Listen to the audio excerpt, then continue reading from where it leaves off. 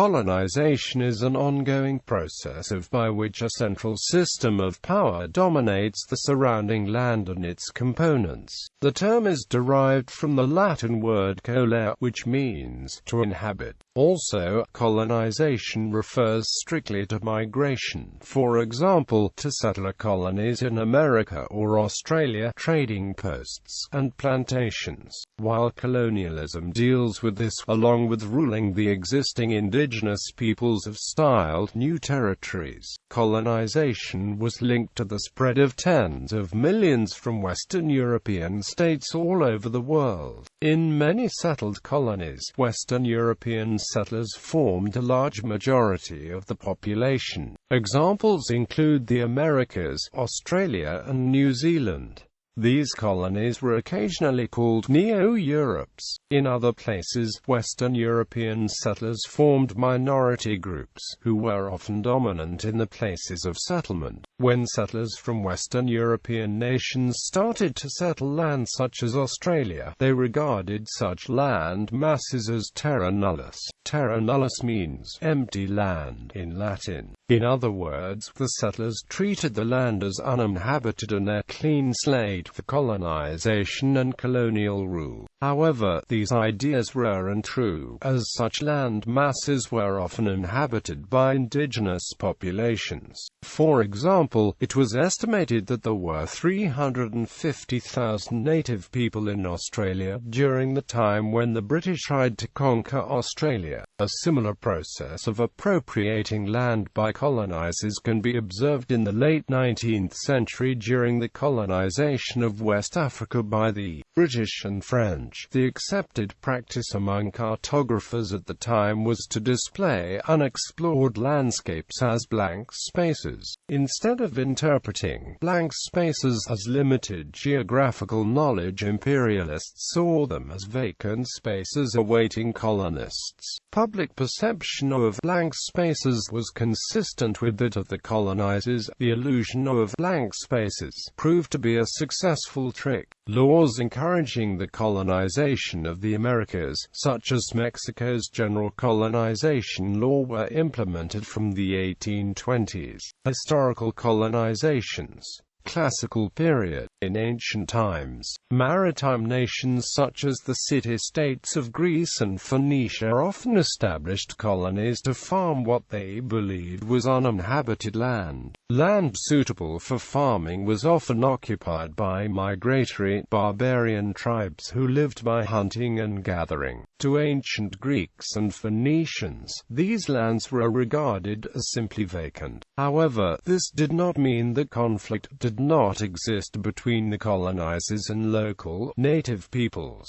Greeks and Phoenicians also established colonies with the intent of regulating and expanding trade throughout the Mediterranean and Middle East. Another period of colonization in ancient times was during the Roman Empire. The Roman Empire conquered large parts of Western Europe, North Africa and West Asia. In North Africa and West Asia, the Romans often conquered what they regarded as civilized peoples. As they moved north into Europe, they mostly encountered rural peoples, tribes with very little in the way of cities. In these areas, waves of Roman colonization often followed the conquest of the areas. Many of the current cities throughout Europe began as Roman colonies, such as Cologne, Germany, originally called Colonia Claudia by the Romans, and the British capital city of London, which the Romans founded as Londinium. Middle Ages. The decline and collapse of the Roman Empire saw the large-scale movement of people in Eastern Europe and Asia. This is largely seen as beginning with nomadic horsemen from Asia moving into the richer pasture land to the west, thus forcing the local peoples to move further west and so on until eventually the Goths were forced to cross into the Roman Empire, resulting in continuous war with Rome, which played a major role in the fall of the Roman Empire. During this period there were the large-scale movements of peoples establishing new colonies all over Western Europe.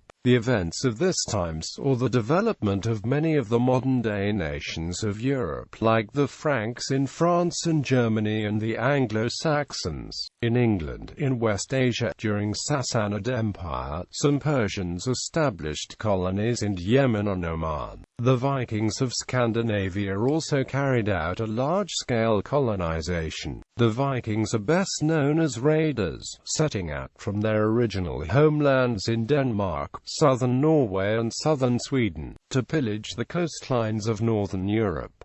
In time, the Vikings began trading, and established colonies. The Vikings discovered Iceland and established colonies before moving on to Greenland, where they briefly held some colonies. The Vikings launched an unsuccessful attempt at colonizing an area they called Vinland, which is probably at a site now known as Lanso Meadows, Newfoundland and Labrador, on the eastern coastline of Canada. Modern, colonial era, colonialism.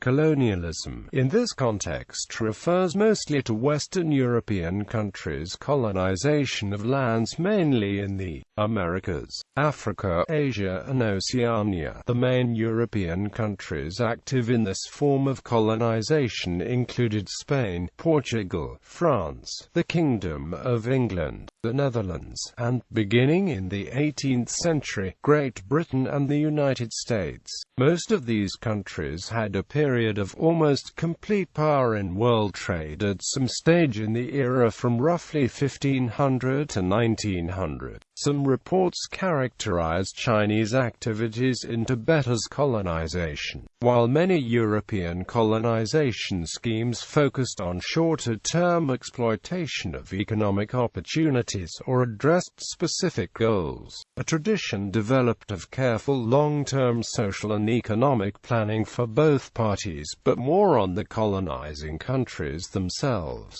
based on elaborate theory building. Modern colonization. Colonization may be used as a method of absorbing and assimilating foreign people into the culture of the imperial country, and thus destroying any remnant of the cultures that might threaten the imperial territory over the long term by inspiring rebellion. During the Russian Empire, a policy of Russification was followed, in order to impose the Russian language and culture on conquered people in territory adjacent to Russia itself. In this way, the Russian Empire aimed to gradually and permanently expand its territory by raising foreign cultures. Foreign languages within its territory were banned, as were foreign religions. The Soviet regime in the 1920s tried to win the trust of non-Russians by promoting their ethnic cultures and establishing for them many of the characteristic institutional forms of the nation-state. The early Soviet regime was hostile to even voluntary assimilation, and tried to derussify assimilated non-Russians. Parents and students not interested in the promotion of the national languages were labeled as displaying abnormal attitudes. The authorities concluded that minorities unaware of their ethnicities had to be subjected to Belarusization, Yiddishization, Polonization, etc. By the early 1930s, this extreme multiculturalist policy proved unworkable, and the Soviet regime introduced a limited Russification for practical reasons. Voluntary assimilation, which was often a popular demand, was allowed. The list of nationalities was reduced from 172 in 1927 to 98 in 1939 by revoking support for small nations in order to merge them into bigger ones. For example, Abkhazia was merged into Georgia and thousands of ethnic Georgians were sent to Abkhazia. The Abkhaz alphabet was changed to a Georgian base. Abkhazian schools were closed and replaced with Georgian schools. The Abkhaz language was banned. The ruling elite was purged of ethnic Abkhaz, and by 1952 over 80% of the 228 top party and government officials and enterprise managers in Abkhazia were ethnic Georgians. Russians were now presented as the most advanced and less chauvinist people of the Soviet Union. Ethnic Russians were sent to colonize captured territories such as Latvia and Estonia, while local languages, religions and customs were banned or suppressed. Population transfer in the Soviet Union was also used both as a military strategy to extinguish opposition to Soviet expansion, and as a continuation of the Russification policy of assimilating, or failing that, eliminating ethnic minorities through exile to a distant territory such as Siberia. In 1934, the Soviet government established the Jewish Autonomous Oblast in the Soviet Far East to create a homeland for the Jewish people. Another motive was to strengthen Soviet presence along the vulnerable eastern border. The region was often infiltrated by the Chinese. In 1927, Chiang Kai-shek had ended cooperation with the Chinese Communist Party, which further increased the threat. Fascist Japan also seemed willing and ready to detach the far eastern provinces from the USSR, to make settlement of the inhospitable and undeveloped region more enticing. The Soviet government allowed private ownership of land. This led to many non-Jews to settle in the oblast to get a free farm. By the 1930s, a massive propaganda campaign developed to induce more Jewish settlers to move there. In one instance, a government-produced Yiddish film called Seekers of Happiness told the story of a Jewish family that fled the Great Depression in the United States to make a new life for itself in Birobidzhan. Some 1,200 non-Soviet Jews chose to settle in Birobidzhan. The Jewish population peaked in 1948 at around 30,000, about one-quarter of the region's population. By 2010, according to data provided by the Russian Census Bureau, there were only 1,628 people of Jewish descent remaining in the Jiao, while ethnic Russians made up 92.7% of the Jiao population. The Jiao is Russia's only autonomous oblast and, aside of Israel, the world's only Jewish territory with an official status. In some cases, expatriate niches are set up permanently in target countries masked under the spread of religion and culture. The intentions behind the movement and settling of expatriates, and in many cases expatriates do not necessarily seek to expand the native civilization, but rather to integrate into the population of the new civilization for economic purposes. It must be recognized that expatriates are different from exiles, and often there is very little if no relationship between them. Exiles are more often than not diasporic or displaced communities or persons who have fled the native territory or homeland to somewhere else and are usually in this position due to the results of war or other major political upheavals, and sometimes this includes the influence of colonization. Many human colonists came to colonies for slaves to the colonizing countries, so the legal power to leave or remain may not be the issue so much as the actual presence of the people in the new country. This left the indigenous natives of the lands slaves in their own countries.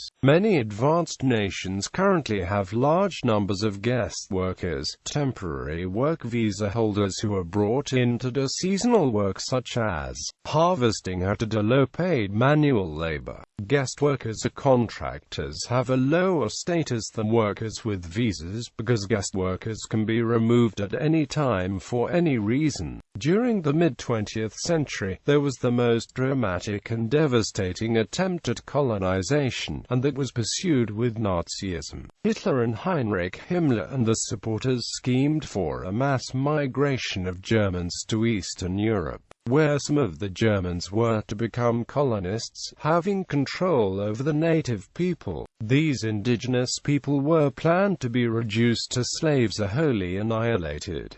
Hypothetical or fictional types of colonization. Colonization of Antarctica. Ocean colonization. The hypothetical permanent habitation of locations in Earth's oceans is called ocean colonization. Related ideas such as the floating city are much less hypothetical. Funds are presently being sought to build several large ships that would have permanent populations of up to 50,000 people each. Space colonization in science fiction. Space colonization is sometimes more benign. Humans find an uninhabited planet and inhabit it. The colonization of Mars is an often used example of this type of space colonization. In more recent science fiction, humans may create habitable space and call it a colony. On the other hand, if a planet were found to be already inhabited, much less benign consequences ensue. Indeed, some science fiction authors have used the colonization of alien planets by humans, or the colonization of Earth by aliens, to explore the real-world issues surrounding the phenomenon. Such works include those of Mary Doria Russell, The Sparrow and Children of God. The ultimate form of space colonization is the Kardashev scale, which assumes that a single dominant civilization will take over all energy on one planet, then one star, then a whole galaxy full of stars. However, this would not necessarily be so if other species were to be discovered during a galactic expansion. This may require more than one species to share the galactic space with each other as they both develop. Bibliography. Jared Diamond, Guns, Germs and Steel. A Short History of Everybody for the Last 13,000 Years. 1997. Ankel Guy. Coexisting Contemporary Civilizations. Arabo-Muslim, Bharati, Chinese, and Western. Innu Press, Geneva, 2000. ISBN 288155-004-5.